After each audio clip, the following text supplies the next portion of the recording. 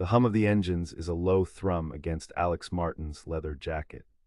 He's not in a boardroom nor on a golf course, but soaring above the clouds, every mile closing the distance between him and Lindy. The co-pilot Mark peeks into the cabin. ETA, Cape Town, Mr. Martin, roughly 2 hours. Alex nods a tight, almost imperceptible movement. He's not really seeing the plush leather seats or the glistening silver of the ice bucket. His gaze is fixed on a point far beyond the reinforced windows, a point where Lindy exists. This wasn't just a flight, it was a desperate pursuit. A chance to tell her everything he'd been too proud, too consumed by his own world to say. His mind drifts back to the last few weeks. The deals he'd almost fumbled. The meetings where his attention had been split. Half on the balance sheet, half on the ghost of Lindy's laugh echoing in his mind. He'd tried to convince himself she was just another fleeting attraction. But it was a lie, a hollow, aching lie. He closes his eyes, her image vivid behind his lids. Her vibrant smile, the way her eyes sparkled when she was passionate about something. The curve of her neck as she turned to listen. He could almost smell her perfume. A faint, sweet scent that had somehow imprinted itself on his memory. He wanted her, God, how he wanted her. It wasn't a casual desire, but a deep, gnawing hunger that had taken root in his very core.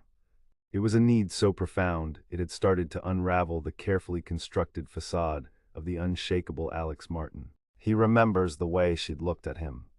A flicker of something raw and undeniable in her eyes. He wasn't deluding himself, the attraction was mutual. He'd felt the crackle in the air between them. The unspoken tension that hummed beneath every conversation. He'd seen the slight flush on her cheeks.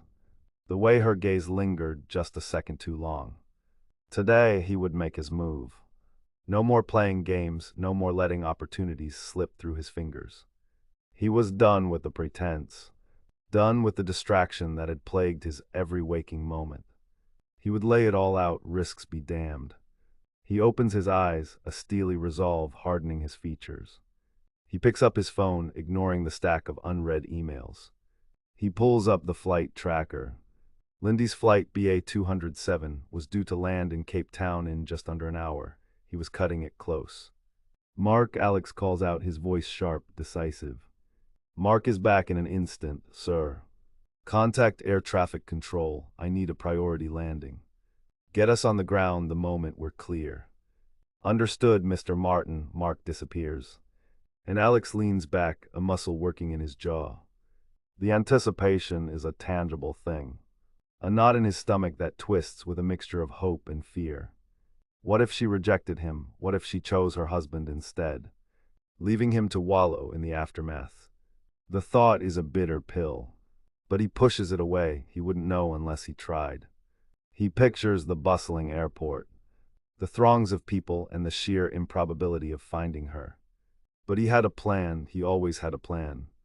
And he would ensure that he was there when her plane touched down.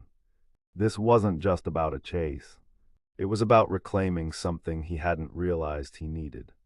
It was about Lindy, and Alex Martin wasn't a man who let what he truly desired slip away. He reaches for a glass of water, his hands steady despite the turmoil within.